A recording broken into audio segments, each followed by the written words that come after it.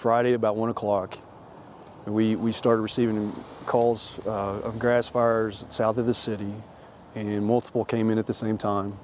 Winds were blowing probably 40 to 60 miles an hour in gusts.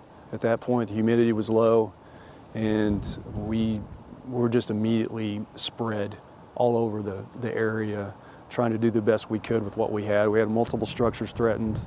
We were starting evacuations in multiple neighborhoods, and we were just trying to get in front of this thing. But due to the weather conditions, there were just so many instances where we just simply couldn't make a difference.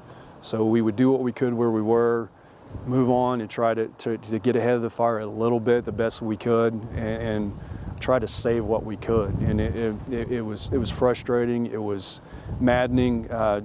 We would put a fire out, go to the next one, turn around and look, and then the fire would rekindle, and we were certain we had it out. The weather was just working against us in every way possible. Yeah, we stayed in the fight, and we did what we could with what we had. Well, you look around here, and these are people's lives. And, our heart goes out to everyone who's lost their home. And luckily, we haven't lost any lives, and we are incredibly grateful for that. But, looking through the rubble and all the memories and the wedding rings and the pictures, and those things are mostly gone, if not completely gone. And we feel terrible for them, and we want them to know that we're going to be with them throughout this recovery process. But the fire danger persists. You can feel the wind. It's blowing, probably gusting 30, 40 miles an hour now, and it's going to continue to do that for the next few days. So our focus right now is to do the next right thing, make the next right decision, and go out there and help as many people as we can, because we're still going to continue to have hot spots, try to flare up and try to break containment, and we're going to have new fires to break out as well.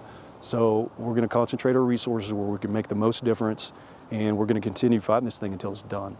How are your firefighters holding up? They're tired, they're frustrated, I'm sure they're angry, they're sad, all of the emotions, but we haven't had time to process those things yet because we're still at work. We've been fighting these things since Friday.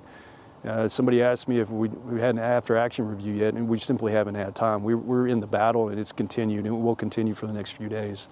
They're focused on how can they help, what difference they can make, and they're just staying in the fight, and they're relentless, and they have been amazing, and I can't say enough good things about them. I want to say how grateful I am for everyone in this community, not just my first responders and the police department, the entire city staff, and our mutual aid partners and other state resources, but all the people in the community that have rallied around us and are supporting one another. And it just shows how special the people of this city are and how much they care for one another. And I've never been more proud to live here and especially be the fire chief. And we're hurting there with you, and we're going to continue to be here with you throughout this entire thing.